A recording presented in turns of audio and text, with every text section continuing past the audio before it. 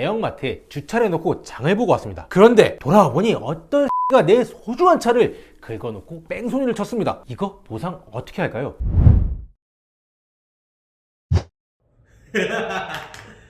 자, 갑니다. 안녕하세요. 보험 전문 기자 김승동 기자의 보험 검색 김보검입니다. 대형마트나 스키장에서 예기치 않은 사고가 발생할 수 있습니다. 시설물을 이용하다가 내 잘못이 아닌 사고로 내가 피해를 봤다면 어떻게 해야 할까요? 나는 분명히 피해를 받았는데 가해자를 특정할 수가 없습니다. 그럴 땐 정말 억울하지만 내 돈으로 해결해야 될까요? 구독, 좋아요, 알람 설정 잊지 않으셨죠?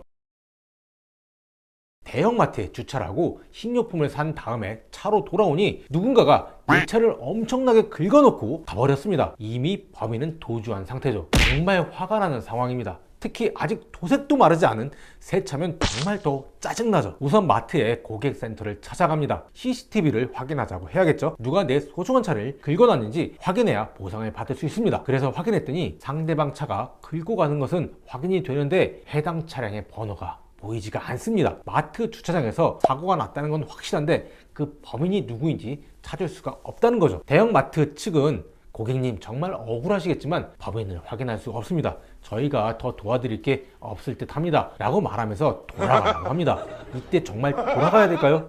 이 한마디를 한다면 마트 측이 고객님 다시 자리에 앉으세요 라고 답을 할 수밖에 없습니다. 그건 바로 여기 영업배상책임보험 가입 안 돼 있나요? 라고 질문하시면 됩니다. 영업배상책임보험은 매장 등 시설물을 운영하는 사업자가 사업 공간에 발생한 사고로 손님이나 타인에게 피해를 입힌 경우를 배상하기 위해 가입하는 보험입니다. 대형마트 주차장도 대형마트의 시설물 중 한 곳이죠. 이곳에 안전요원이 있는 등 관리가 좀 잘 됐다면 사고가 발생하지 않았을 수 있겠죠. 하다못해 CCTV라도 제대로 있으면 사고를 유발한 그 뺑소니범을 찾을 수도 있을 겁니다. 그런데 이런 게 안 되어 있으니, 즉 시설물 관리가 제대로 안 되어 있으니 이에 대한 배상을 요구할 수가 있는 것입니다. 차량 수리비는 물론 차량을 수리하기 위한 기간에 렌트카 비용까지 돌려받을 수가 있습니다. 이런 비슷한 사례는 되게 많습니다. 스키장에서 사고가 났다고 가정하죠. 슬로프에서 스키를 잘 타고 내려오는데 설질이 좋지 않아서 그만 미끄러졌습니다. 눈이 얼면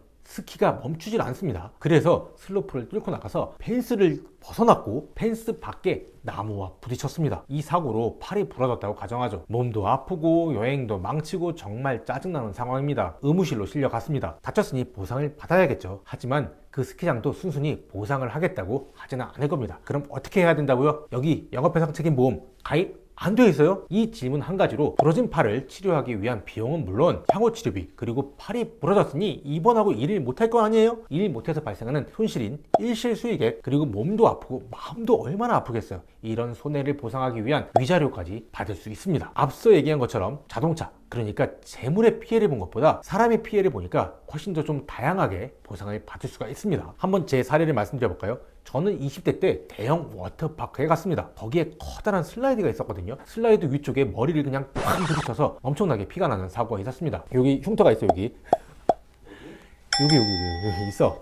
안전요원이 뛰어오고 난리가 났었습니다. 응급실로 바로 실려갔습니다. 워터파크 의사로 추정되는 사람이 대충 빨간 약 발라주고 가라고 하더군요. 근데 저는 그때도 이 영업배상책임보험에 대해서 막연하게는 알고 있었거든요. 그래서 여기 영업배상책임보험 없어요? 그냥 가라고요? 책임 안 지실 거예요? 라고 하니까 그제서야 예, 죄송합니다. 다시 앉으세요 라고 하더군요. 그때 제가 보상받은 건 직접 치료비는 물론 일실수익액, 향후 치료비, 그리고 위자료, 또 워터파크에서 놀지도 못하고 갔으니 다시 놀러 오라고 티켓까지 돌려받았습니다. 그런데 이런 영업배상책임보험은 어느 정도 규모가 있는 곳이면 거의 대부분 가입을 합니다. 동네에 있는 찜질방이나 키즈카페에서 놀다가 시설물의 문제로 사고가 발생했다면 보상을 받을 수 있다는 거죠. 자, 그럼 이런 시설물에서 발생한 모든 사고에 대해서 다 보상을 받을 수 있냐? 네, 그건 아닙니다. 백화점을 걷고 있는데 그냥 넘어졌어요. 그래서 다리가 부러졌습니다. 이럴 때 보상받을 수 있을까요? 시설물 관리 부주의라면 받을 수 있겠죠. 예를 들어 물이 쏟아져 미끄러운 곳이 있었는데 주의하라는 안내판이 없었다면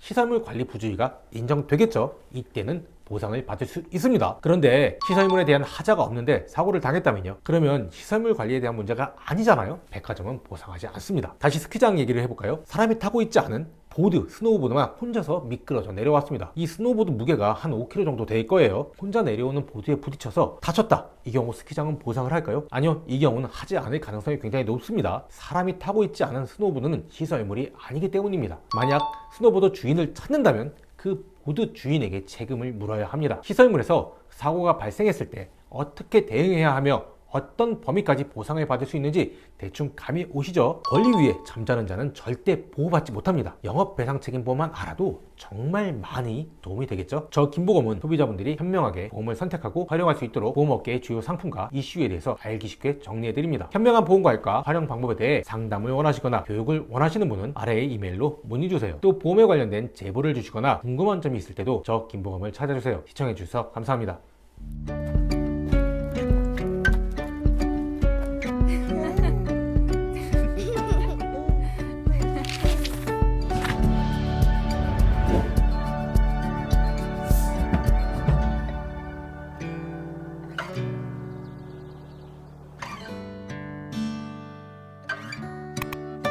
BNP 파리바 카디프 생명 이대출안심 보장보험 고의적 사고 및 2년 이내 자살의 경우 보험금 지급이 제한됩니다.